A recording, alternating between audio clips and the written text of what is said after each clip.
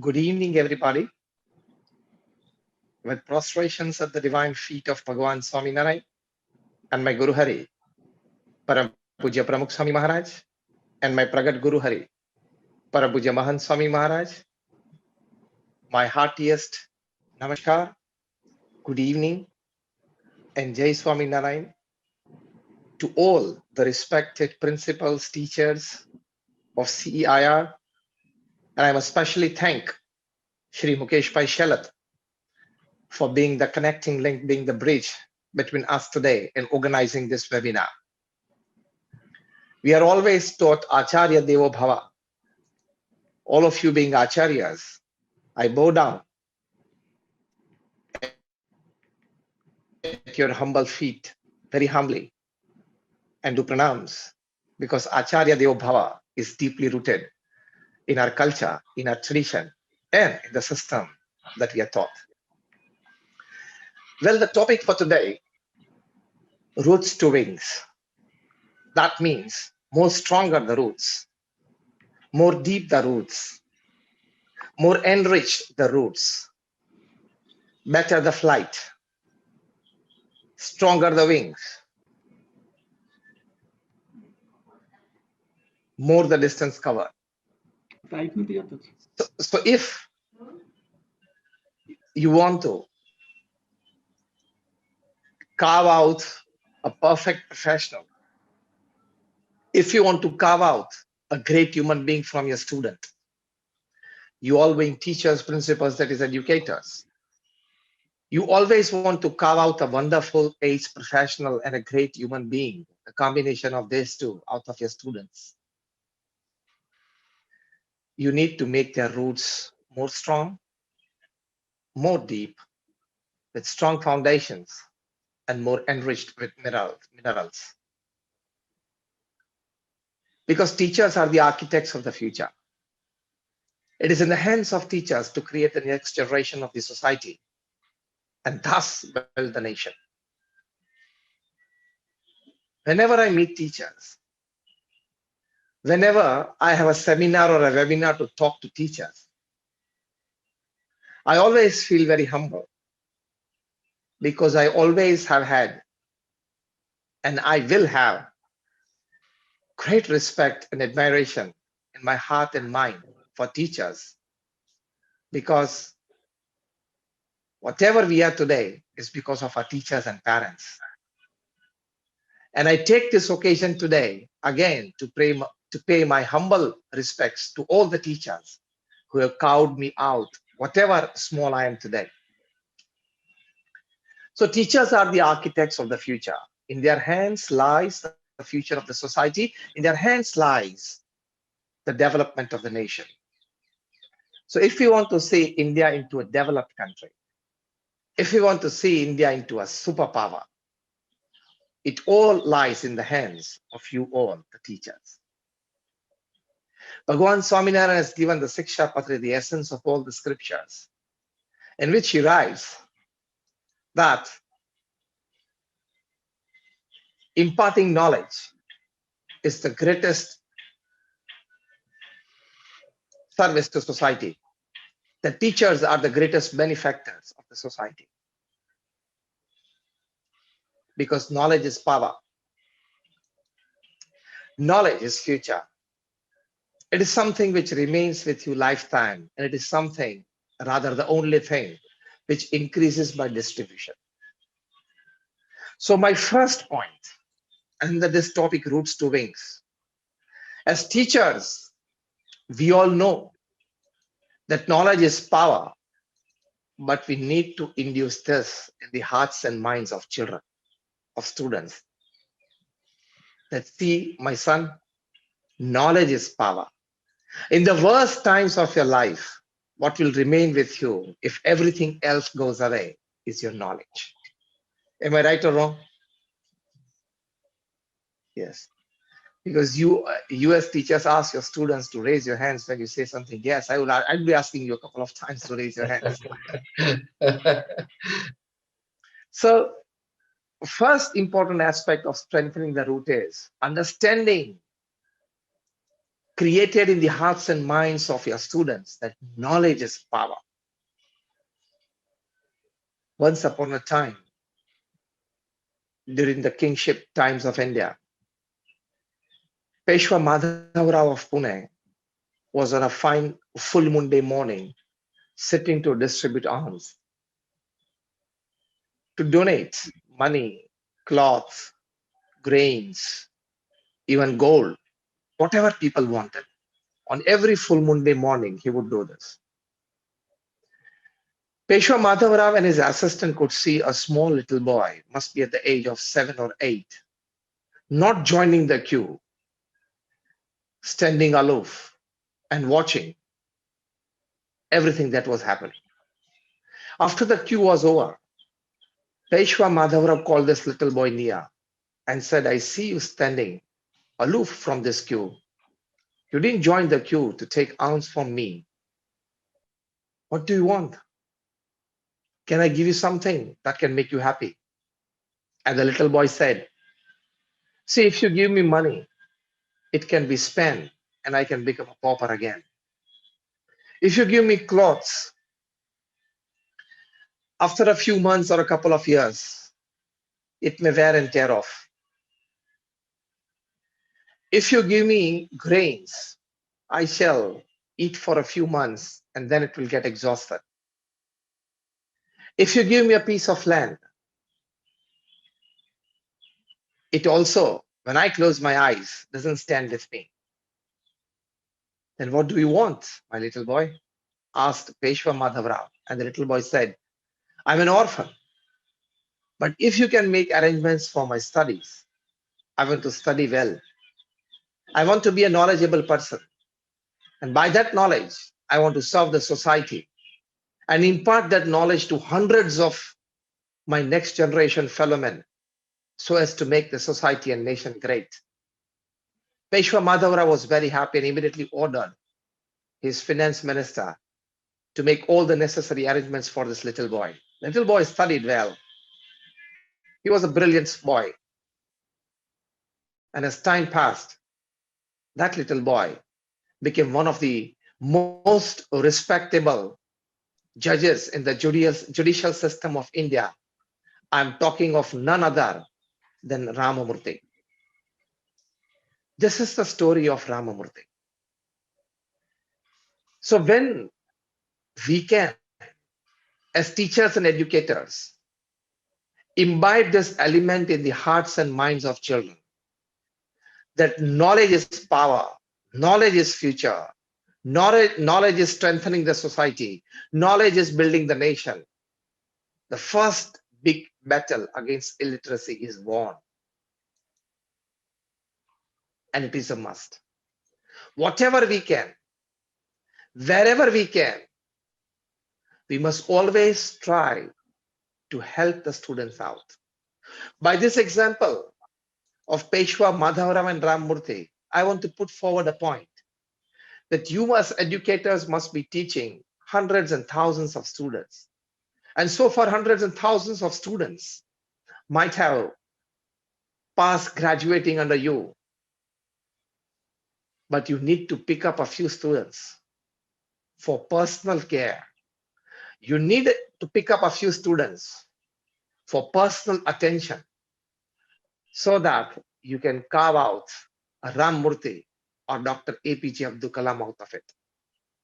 Whenever I'm sharing my thoughts with the teachers, I put forward this point that before you complete your career as a teacher, as an educator, if you have not given one Dr. APJ Abdul Kalam to the society and the nation, your career is incomplete.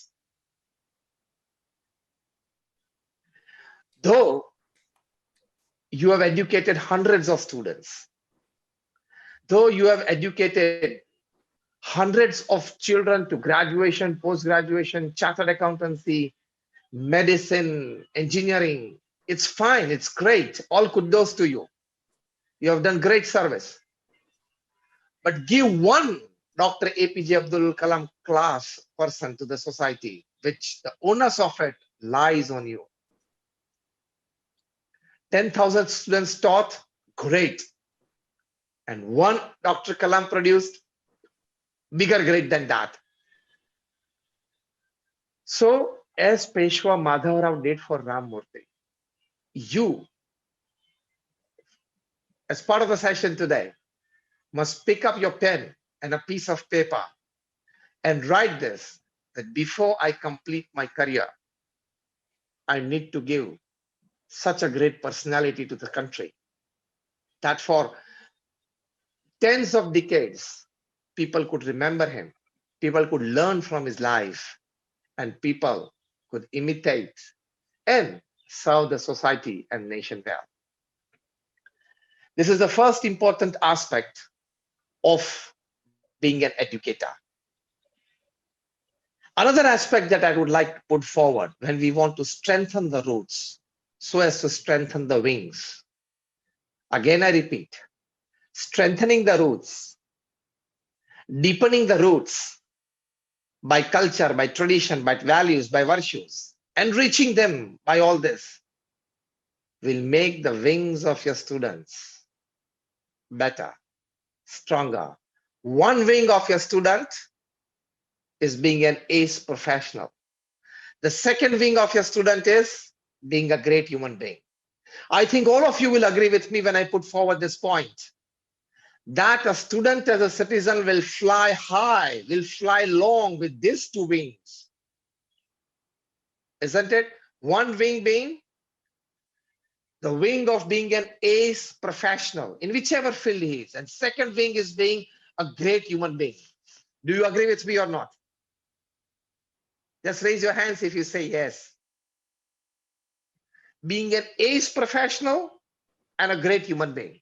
This is what we need to carve out from every student. This is the need of the hour. You know, when carbon atoms come together in a haphazard way, it becomes coal, जिसको हम कोयला बोलते हैं. Coal is carbon atoms coming together in a haphazard way. That same carbon atoms, if they are arranged in a hexagonal structure, it becomes graphite. That means its value increases because more orderly arrangement. Remember, I'm going to draw out a very big principle from this. The same carbon atoms, if they are arranged in a tetrahedral structure, those educators from the Faculty of Physics would well understand this. The same carbon atoms, if they are arranged in a tetrahedral structure, it becomes diamond. So coal, graphite, and diamond, they are all nothing but carbon atoms. Coal, graphite is lead, Pb, as we call it, the chemical name of it, and diamond. They're all carbon atoms. But haphazard arrangement is coal, hexagonal arrangement is graphite, tetrahedral arrangement is diamond. The young kids who come to you, the little ones who come to you are just very raw. The onus lies on the educators to arrange the carbon atoms properly, so each and every student becomes a diamond. The onus lies on the educators. All the little children who come to you are in some way capable of doing something. If somebody is not good at mathematics, he may be good at physics. If some student is not good at biology, he must be good at some art. It is in the best practices of a teacher. It is the moral duty of the teacher to know in which department, in which faculty, in which field a particular student has a liking, and more than liking, has some kind of talent, more than talent, has some kind of inbuilt expertise, which you need to arrange it in a tetrahedral structure so he becomes a diamond in his field. The onus lies on the educators. Now my question to all you educators is, you have a muster of all the students. Many of you are principals, less of you are teachers. But then today, at this moment, on this day, 22nd May 2021, I want to ask you principals who have joined today and the educators, those students who are presently in your institute, have you listed out 5, 7 or 10 students to specially concentrate on them, to give them a tetrahedral structure? This is strengthening the roots. This is enriching the roots of the students, so they have strong and long flying wings of being an ace professional and a great human being. As simple as that. So when perhaps each and every student comes to you, he looks like a coal, but to make it a graphite and to make it a diamond, the onus lies on you. And that we need to do it very carefully, very punctually, and from the core of our heart, we need to indulge ourselves fully into the lives of our students. This is how you can do. You know, when you go close to your students, beyond your academic sessions, most of the teachers, what they do, they're very good at their academic sessions. All salutes to them. But beyond your academic sessions, you need to know your students personally, not just by names. If you want to strengthen their roots and thus the wings, take personal interest in your classes, take personal interest in your students.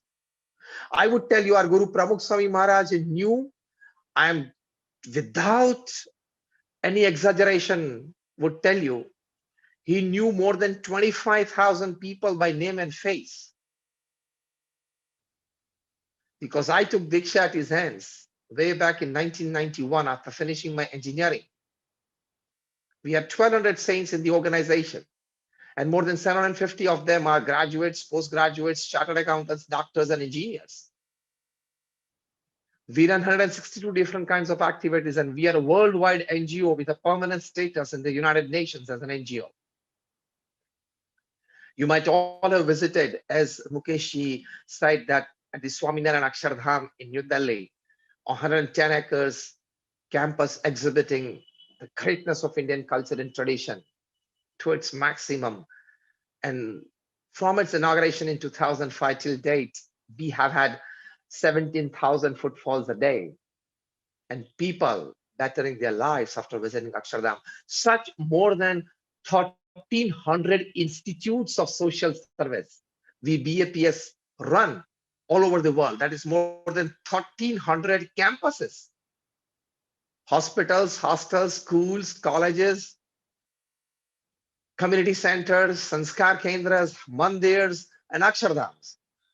And we saints are directly involved in the administration and the management of all these institutes. So it is not just that learning a couple of codes and remembering a couple of examples that I'm coming in front of you today. Since last 30 years, we're involved in the management administration. Here in Vadodara, where I'm talking to you, we have a 1,200 students residential English medium school. And that school contains within its campus a cricket ground of the size of a real cricket ground for the students. For the 1,200 students, 600 is residential and 600 is like, for them, it is a day school. So this happens.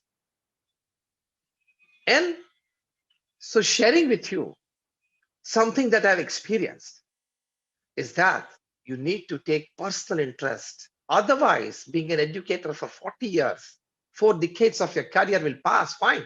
You've done a great job. But what you are supposed to do primarily, and something that could benefit the nation of creating diamonds, you missed out.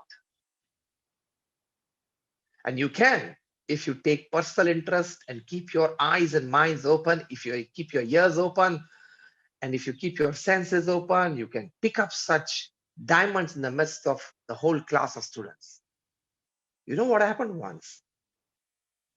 You know, there was And there is MRF Foundation for creating pace bowlers in India. And Dennis Lilly, the great paceman from Australia, he was the chairman of this institute. MRF Tires had created this foundation to create fast bowlers in India. And in one such camp many years back, few youngsters went there to show their fast bowling skills, and Dennis Lilly was like observing them all and deciding upon their careers. One of the boy, short in height, used to bowl quite a good pace. He had good swing, short run up, but good pace. Lilly was a bit impressed. The next day, all the bowlers were asked to bat. Just that Lilly wanted to know who can be real all-rounders out of just not being pace bowlers. And the next day, everybody batted for about 2 hours, that is facing 12 deliveries. When this short boy was bowling really good pace with swing, he took his stance at the crease and played a couple of deliveries. Dennis Lilly stood up from his chair a few meters away and walked to that boy and said, "You are not catching the ball again." And that little boy was stunned. He must be like 13 or 14. And he said, sir, why? Dennis Lilly said, "You want to become a pace bowler?" He said, "Yes, sir. It is my dream to become a pace bowler for my country. And I'm confident. I do bowl well." Dennis Lilly said, "Yes, you can be a good bowler for your country. But the way you have caught your bat, the grip of your bat, the way you stand at the crease, and the way I see your footwork, the way I see the art that you put into the swing of your willow, you can be a great batsman." The little boy said, sir, but I have never dreamed of becoming a batsman. I always want to become a good bowler." Dennis Lilly said, "Yes, you can be a good bowler, but you can be a great batsman. Choice is now yours to become a good one or a great one." And the little boy was shocked. "Sir, I always dreamed of becoming a good bowler." Again, Dennis Lilly said that you possess a great batting skill. At that time, Dennis Lilly said, "You can become the second Don Bradman upon this planet if you believe what I say. Because out of all my experience of international cricket of 30 years, I see a great batsman in you. I see a second Donald Bradman in you. If you believe my words, I can make up your career." And the little boy believed in the words of such an experienced, mature, and good-willing teacher. And the boy practiced more of batting. And today, the whole world knows that little boy by the name of Sachin Tendulkar. See what a teacher can do. Strengthen the roots, enrich the roots, make the roots go deep into foundations, and create great wings, strong wings for the students. Dennis Lilly gave Sachin Tendulkar to India. Sachin could have been a good bowler, but the teacher, by all his experience, could see something different in it. I want you all educators to mark out at least one student from all your rich experience of being a good educator for so many years and maybe a couple of decades as well, and carve out one such person. And that makes sense. Thereafter, Ramesh Achareka, the coach, the batting coach, who trained Sachin Tendulkar for better heights. We know him as well. So what I mean to say by these two examples of arranging the atomic carbon atoms in a way that it just don't remain haphazard or even hexagonal, it becomes tetrahedral, so it becomes a diamond. So now after this session, you are picking up 3 or 5 students whom you know out of all the pack, Or start that vision from tomorrow, that I have 60, 100, 200 students, I have 500 students as a principal in my school, I have maybe 2,000 students as a principal, maybe I have 4,000 students. I want to pick up 5 for special attention. I want to pick up 5 for special design. I want to pick up 5 for special sculpting. Create a Kalam and a Sachin Tendulkar for the country. And your obligation as an educator on this nation, we will never forget. Generations to come will never forget. Because you know, the tradition of Indian culture and lineage, it is always the disciple who gives greatness to the teacher. Teacher create great disciples, and as time goes, students, disciples give more greatness to their teachers. Teachers, they become immortal because of students. By students, I mean students and then into bracket S, okay? Teachers, they get immortality because of students, into bracket S, students.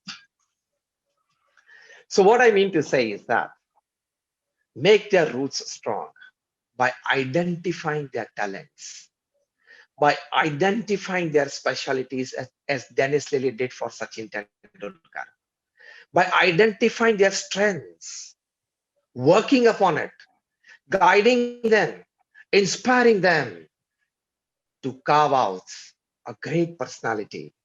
Again, I repeat my 2 words, ace professional and a great human being out of it.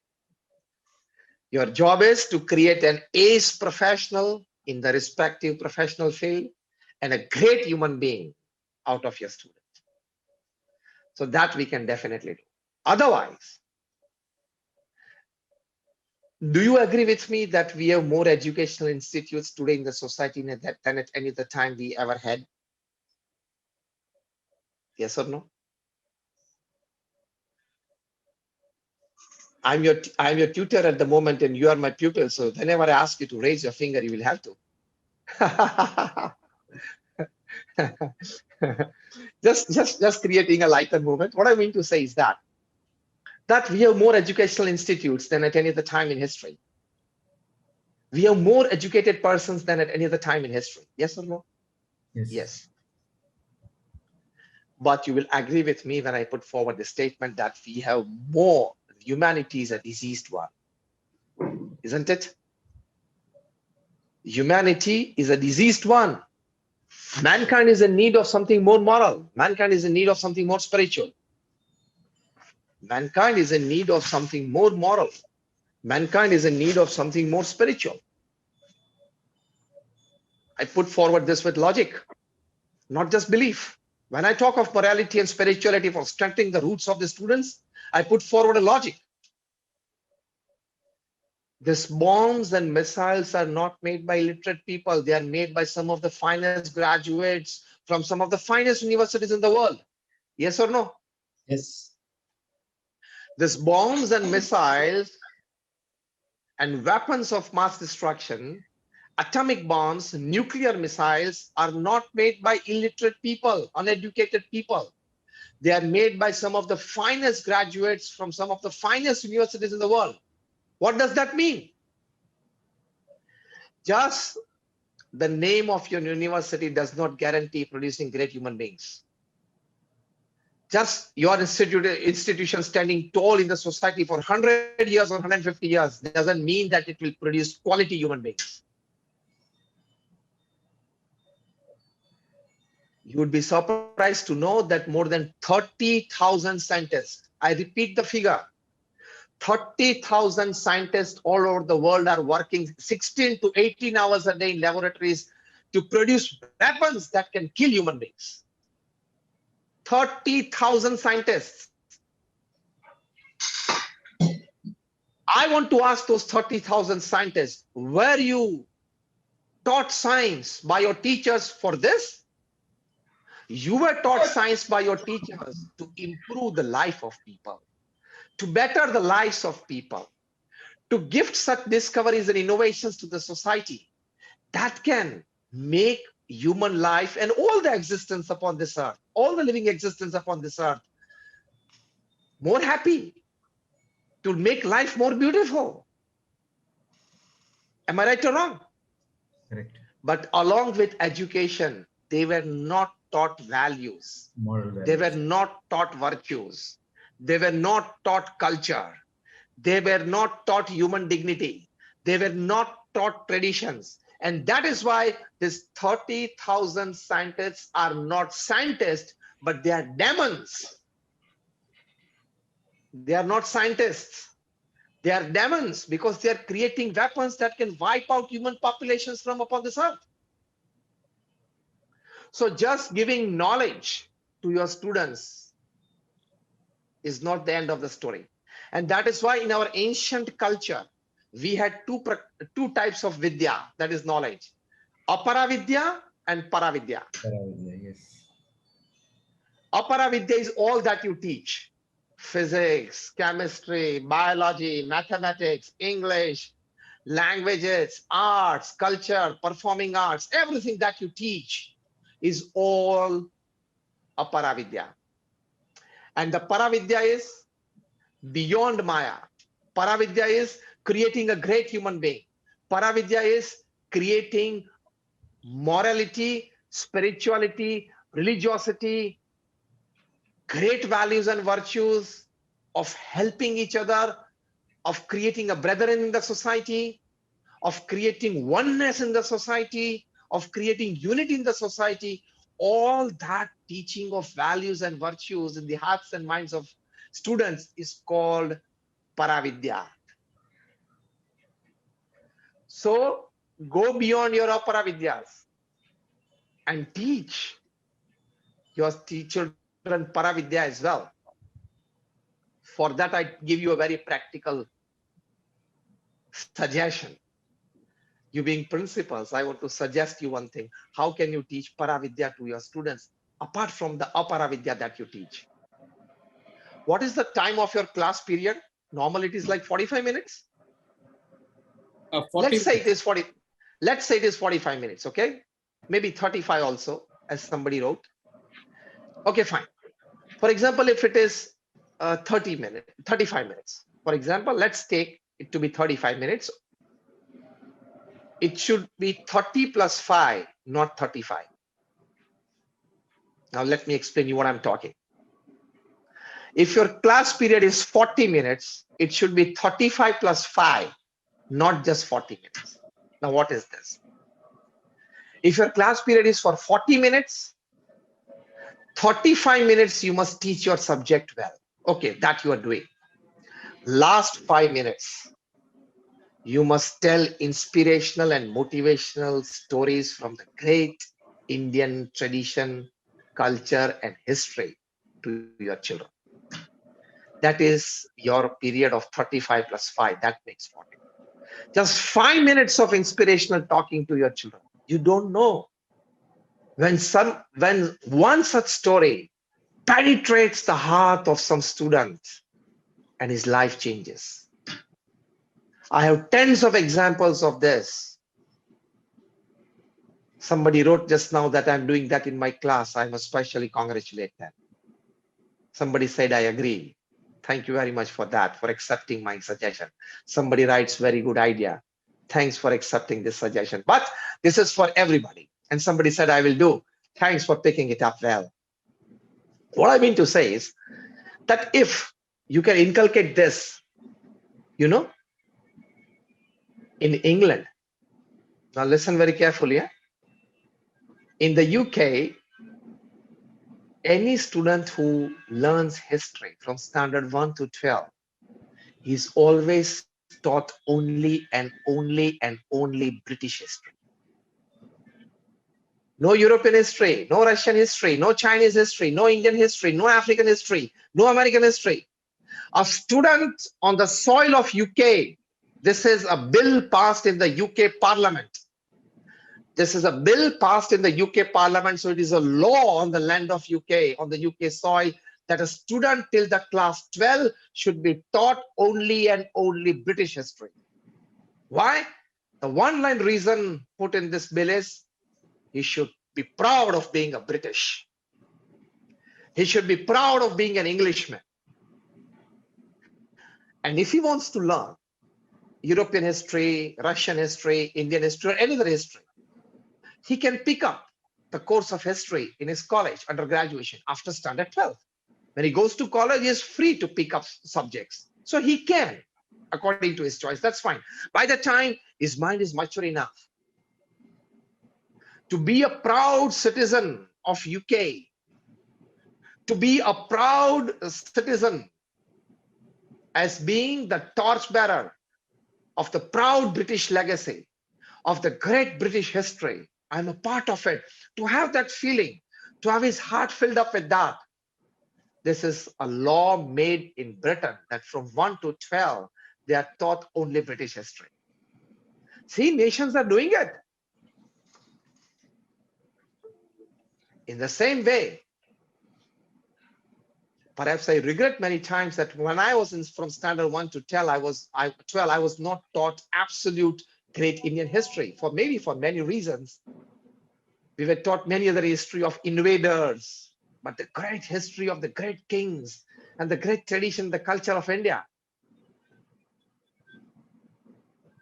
To make your students being proud citizens, to have them pride of their legacy, they must be taught their ancient roots, their ancient traditions, their culture. And that is how their roots become strong, go deep into the soil, and they get more enriched. And thus they are two wings of being an ace professional and a great human being. For high and long flights, will go strong. As simple as that. Every nation does this. We also need to do this. And that is why I think CEIR, the organization that you all are members of, are proud that we want to inculcate more of Indian Vedic culture, of Indian tradition into our textbooks. See, if you teach, I'm just giving an example. If you teach G for Gada, oh, it's fine. But if you teach G for Ganesh, you are saffronizing education. Again, that props up. But look at the British history. Nobody's there in the country says you are putting more of nationness into it. So sometimes people lack that understanding. We are not against any culture, any tradition. All cultures, all tradition, all thinking are respectively in their positions fine and good. But we as the sons and daughters of this soil, we must first learn our culture, our tradition. We respect all cultures. We respect all traditions. We respect all legacies. We respect all histories. They are fine in their respective ways. But the soil in which I am born, to have more attachment with my roots, with my ancient culture, tradition, I must be taught that more. Otherwise, as Professor Madan here at the MS University in Baroda used to tell years back, that we are producing educated monkeys at the universities. Because as you say, this producing bombs and missiles, they are educated monkeys. What I mean to say is that values and virtues imbibed in the hearts and minds of the students. What are those great values? First great value that we want to teach our children to make their roots strong and thus they are being strong is selfless service to society and nation. In whichever profession you go, you must tell your students, in whichever profession you go, wherever you go, but find some time for selfless service to society and selfless service to nation in some or the other way. See, we have tens and tens of examples in this COVID times that many frontline health workers, frontline workers from other departments like the police, like the government, like the NGOs, they worked selflessly. They came forward because they were taught those values right from their early childhood. They have it in their blood out of legacy of Indian culture. You know, if you go at Harvard University, I was there in the year 2005 in the United States. The principal motto line in the emblem of Harvard University is, I'm putting forward not just word to word, but letter to letter. The principal motto in the emblem of Harvard University, which is considered one of the most prestigious universities in the world today, is enter to learn and leave to serve. Again, I repeat, the principal motto in the emblem of Harvard University is enter to learn and leave to serve. Teach your students. Tell them great stories of Ravi Shankar Maharaj, who selflessly served and converted, brought back to mainstream society tens of dacoits from the Chambal Valley of Madhya Pradesh and made them good Samaritans. Great selfless servant. Tell them the story of Dr. Doshi. He was here from a small town in Anand in Gujarat. He performed 3 lakh cataract operations free. And during the inauguration of Swaminarayan Akshardham at Gandhinagar on the first very day, Pramukh Swami Maharaj felicitated him on the stage in the presence of 10,000 people because by then he had completed 3 lakh cataract operations free. So teach them the values of service. Tell your students that, my dear little boy, dear little girl, money is not everything in life. Life is something beyond money. Life is something beyond status. Definitely, by all the academics that you've gained, you must earn good money, strive for it. You must try to earn a name in your profession, strive for it. But at the same time, tell your students that life is beyond money and status and name. Life is selfless service to society and nation. You can give this wonderful examples. 2 I quoted of Ravi Shankar Maharaj and Dr. Doshi. You must be knowing another 2, 5, 10 good examples. In the last 5 minutes of your lecture, of your class period, as I said, 40 is not 40 minutes of your time. 40 is 35 plus 5. 40 is 35 plus 5. In that 5 minutes, you need to teach them this. So that spirit comes up. At the same time, if you want to make their roots strong, now I'm coming to something very sensible. So now give your better ears to me. कभी-कभी आप भी students को कहते हो ना? Many times you also tell your students, now students, I'm telling something more important, give your better ear to me. So now let me tell all of you, at least for this 1 hour, I'm your tutor, okay? At least for 1 hour, I'm your educator. So now give me your better ears, okay? I'm telling something more sensible. I'm telling something more important. This social media has, like an anaconda, clutched the hearts, minds, and intellect of the students today. Thousands of intelligent students, thousands of talented students. Mind well, I'm using the words intelligent students and talented students are losing their careers and life because of overexposure to social media. Only 2 people, parents and teachers. Now the onus lies on your shoulders to relieve the students out of this clutches of this anaconda called social media. Whenever I talk to students, I tell them that I'm telling for your good, that until you pass standard 12, you don't need a smartphone, you don't need a net on your phone. Well, it was in an extraordinary circumstance like the COVID, that it was a blessing in disguise that the students had smartphones and net on phones, so they would go for online education. But this is taking a toll on them. 2 hours, 3 hours, and 4 hours exposure to social media. संयम नियम की बात करना बहुत जरूरी है. Restrict yourself from social media. Teach again. Every teacher in every class period must talk of this to students. Every teacher must, that this social media can take away a great career from your life. This social media can drag away good values and virtues from your life. This social media, I know a student, and I don't hesitate in giving his name because now he's quite close, he's friends, and I've taken his permission. Debashish Ghosh. He did his engineering from Ahmedabad, brilliant gold medalist. He did his masters. He was doing his masters from IIT Delhi.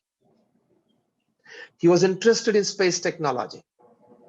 And when he was doing his first year of his masters, you would be surprised to know that he wrote a research paper on how to low-level orbiting the satellites can come to take better pictures in geology, to find out minerals from beneath the surface of the earth. He was interested in this subject.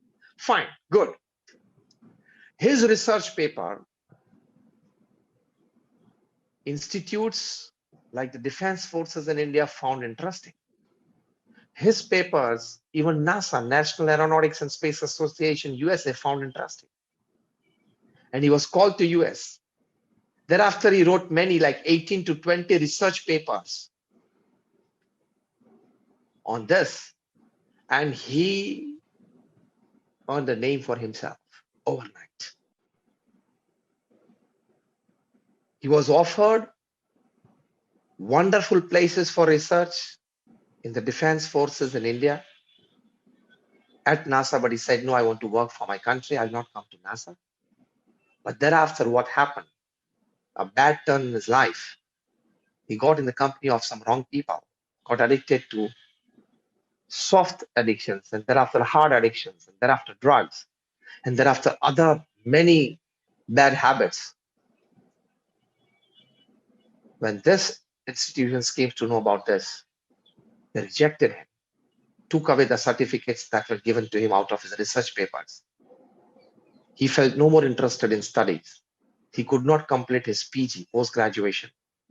And today, when I'm talking to you on 22nd May 2021, Debashish Ghosh is working at a small manufacturing unit as an ordinary junior engineer, having just 20,000 rupees salary. A brilliant career ruined because of bad company and overexposure to social media. My topic today, roots to wings. If you can teach your children and make them convinced about the horrors of this overexposure to social media, because now entertainment is non-stop. I don't want to name YouTube channels or other entertainment platforms, but 24/7, by 365, you have entertainment medias. Please, please, please try your best as educators to restrict your children from this. Otherwise, their roots will not go strong and not go deep and not enrich themselves from the great minerals. It will happen like Debashish Ghosh. So onus lies on you, the teachers. In the year 2009, President Barack Obama, listen this very carefully as well. Again, please, my students, give me good ears.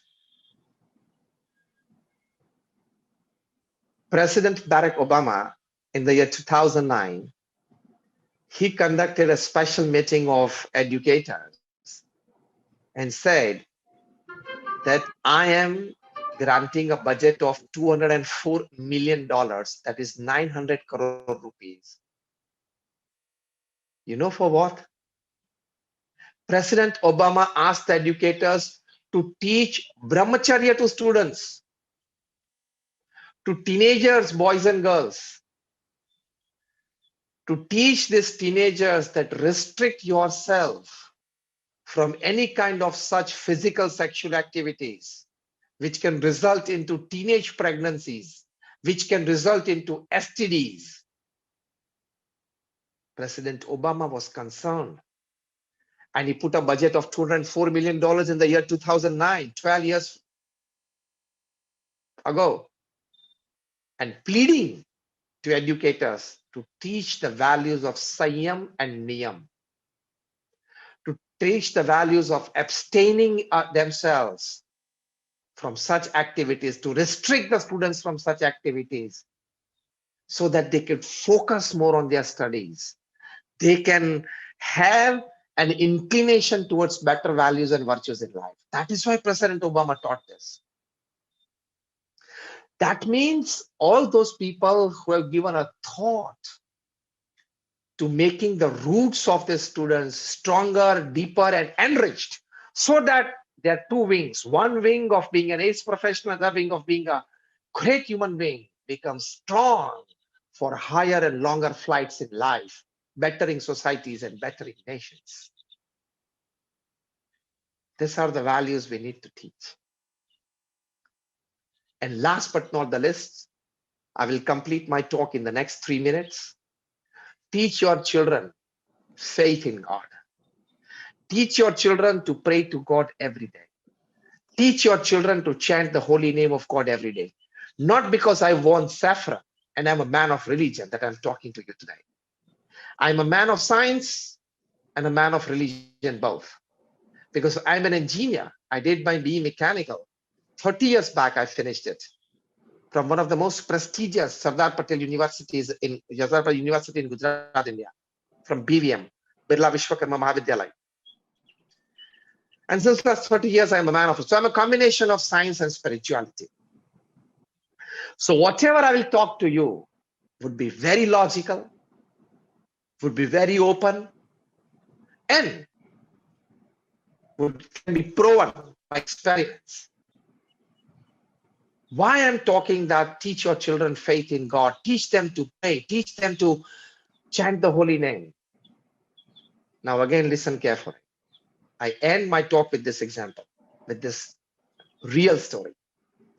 At the University of Philadelphia and at the University of Pennsylvania, Dr. Andrew Newberg and Dr. Ed G. Coyne, I'm giving you names. You can go on Google and see and find for yourself what I'm talking. They conducted an experiment on 4,000 people, 4 groups of 1,000 each of different age groups. They were asked to chant the holy name of the God, in whichever form of God that they believed in, for about 10-12 minutes. Before that, their minds were scanned by special psychoneuro softwares, MRIs done, mind mapping done. So which type of thoughts can generate which type of hormones, release which type of hormones in your body from your pituitary glands and other glands. Absolutely a scientific experiment. They were made to do it 4 or 5 times. Then they were all the subjects, all 4,000 subjects were asked to go back to their homes, do it regularly for 8 weeks and again come back. They came back. They did faithfully for 8 months because they were part of the subject, part of the experiment. Now listen carefully. After 8 months, they were again subjected to psychoneuro software version 2.0, their mind mapping and MRI is done after chanting the holy name. And do you know what they found out? The conclusion report you can find on the website of these universities. Those children in the age group of 4 to 12, if they chanted the holy name for 10 to 12 minutes every day, they found by psychoneuro softwares that they had 15 to 25% increase in their memory power. What an advantage to a student for chanting the holy session. What an advantage. Imagine if all the students in your class or in your school as a principal, if their memory power increases by 15 to 25% of all the students, wouldn't it be the happiest moment, happiest day, and the happiest event of your life as an educator? Yes or no? Come on, my students. If you say yes, just raise your hands. 100% agree. If If the memory power of all the students of your school increases by 15% and they start scoring wonderfully, start bringing out the name of your institute at state level, at national level, there can be nothing bigger than this in your life as an educator, that your students bringing out your name and the name of your institute. Second thing, those students in the age group of 12 to 22, that is teenagers and youngsters, they, by chanting the holy name of God for 10 to 12 minutes every day, the psychoneuro software version 2.0 at the University of Philadelphia, they found out that there was 17 to 20% increase in their willpower and confidence level. Now imagine if these teenagers, teenagers are very like, should I do this or should I do that? My teacher says this, my friend says this, my mom says this. And they're not able to come to it because that age from 12 to 18 or 20 is the age where they're not able to make a good decision. They see many ways right in front of them. They need good guidance. But imagine if they are 15 to 17 to 20% increase in their willpower and confidence. They can better judge events. They can take better short-term and long-term decisions. That is very helpful for their life and careers. And that is a pride for you as an educator as well, that your teenagers and youngsters are taking up good decisions of their life. So again, this helps.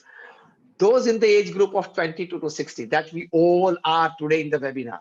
All of us are in the age group of 22 to 60, isn't it? Those people had the advantage that while chanting the holy name for 10 minutes every day, they had about 25% increase in their buffer capacity, that is the capacity to absorb shocks of life. Every shock that comes, majorly it comes in this age group of 20 to 60.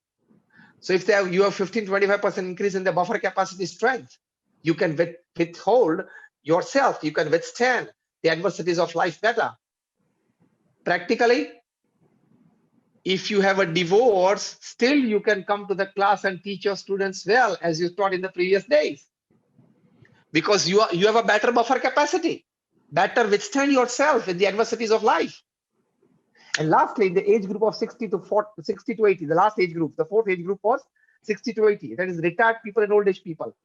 They had the advantage, these two professors at these two universities found out that they had this advantage that this age group had 15 to 25% increase in their immune capacity, that is their immune strength, by chanting the holy name of God, which is most needed in this age group today in this COVID times.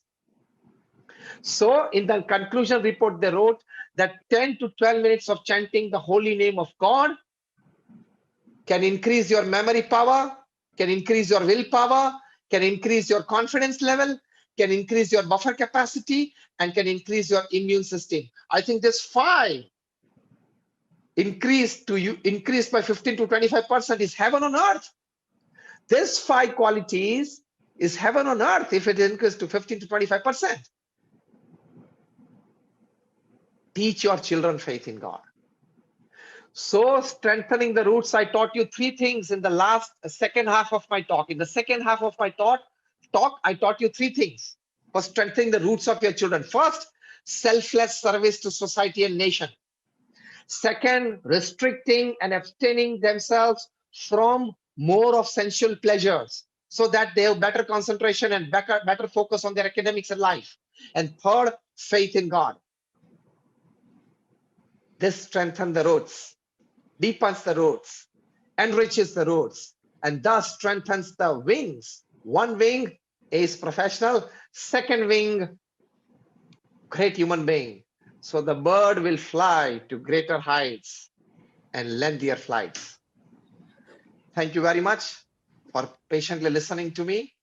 I would just end that our Guru Pramukh Swami Maharaj often used to say that the heart of education is the education of heart. I want all of you to repeat with me, please. I want all of you to repeat with me the words of my Guruji, which are very apt for today's session.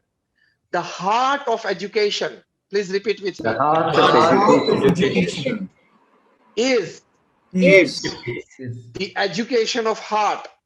the education of heart. Art. Please, one more time.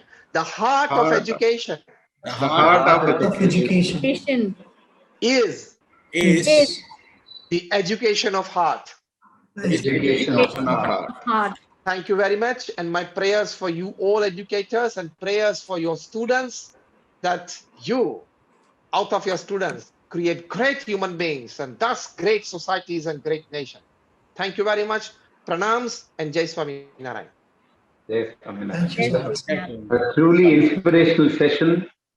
We cannot thank you enough. We're absolutely gratified for having spent so much of time with us. And like a true teacher, you have spoken like a teacher. In fact, in your session, we could, as educators, see all the strategies that we kind of use, when we try and address our students to make it interesting. The anecdotes were brilliant, truly inspirational anecdotes that you had selected. And of course, the points of strengthening the root so that the wings could go higher and stronger is a brilliant line that we will take forward with when we go ahead. I would now invite my colleague Bhavik Parekh, principal of the Bright Day School from Vadodara, to propose the vote of thanks. Over to you, Bhavik. Thank you, sir. Uh, Thank you to Dr. Gyanvatsaldas Swami. Jai Swaminarayan once again. What a webinar. What a takeaway from this. As a principal, as a teacher, or as a human being, I would say excellent, mesmerizing. I would also like to thank our moderator, Mr. Mukesh Shalit, for coordinating with Gyanvatsaldas Swamiji and providing us such a knowledgeable, inspirational, motivational webinar. Now, there are definitely some takeaways from the webinar. The fantastic examples of Peshwa Madhav Rao, the boast that is knowledge. Knowledge is immortal. Knowledge can be shared. Land can be lost, money can be lost, but knowledge can never be lost. That is what we are going to take from the webinar today, Swamiji. Creating students to fly, that is ace professional and a great human being. So we as educators, we as principals, teachers are going to identify our diamonds. We are going to identify the tetrahedral structures rather than having the haphazard structures. And definitely restricting our children, that is Sanyam and Niyam. We are never going to forget.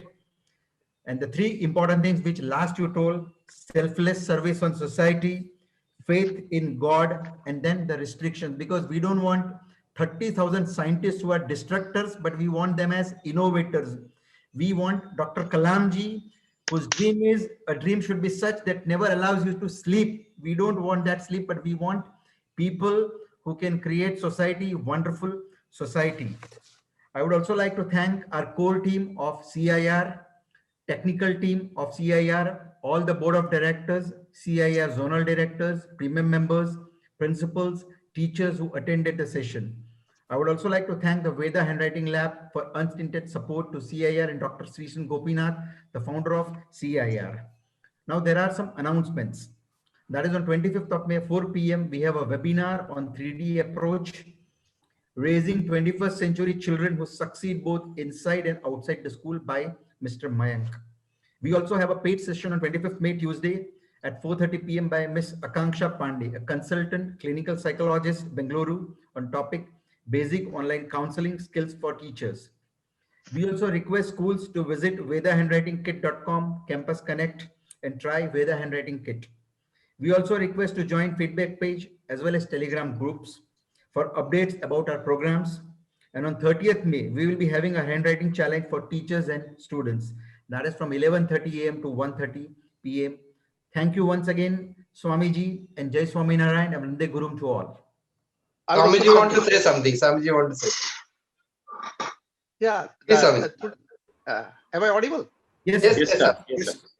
Yeah. So we had a good session, but I think still my homework is yet to be delivered to you, because you as pupils, you will have some homework from me after my today's class period. You So can are you ready share. for the homework that I want to give you? Yes, sir. Yes, Please, Swamiji. Sure. please, sir. Yes, Swamiji. Yes. Yeah. Before you retire for the day, before you go to sleep today, you are picking up your pen and a piece of paper and writing down the name of 5 students which you are picking up for special attention and special care. This is my homework to you. And today I have the right to give you the homework because I took your class. Sure, sir. Yes, you're blessed, sir. So pick up 5 students and for special attention, for special care, and that could be something that you can give to the society and the nation. Thank you very much for accepting my homework. Thank you. Really Thank you, Swami. indebted to you, sir. We'll certainly do that. Thank you very much. And Mukesh hope we sir, meet again. Thank you. And hope we meet again in person someday, somewhere. Definitely, sir. Definitely. Sure, Once sir, we we will. become normal. So nice. thank you, Swamiji. Thank you. Thank you for Thank you so much. Thank you. Shall I take your leave? Please, sir. Yes, Swami. Thank you so much. Thank you. Thank you very much. Thank you. All prayers for all of you. All prayers. Thank you. Thank you. Vande Guru. Vande Guru. Thank you. Vande, vande. Yes, Swami. Yes, Swami. Okay. So happy weekend, all the participants. Next Saturday we will meet. Thank you. Thank you, Srisan. Vande Thank you. Guru. Vande Guru to all. Vande Vande Guru. Guru. Vande. Great, sir. Wonderful. Vande Guru, Vande Wonderful Guru. session. Thank you, Suresh sir.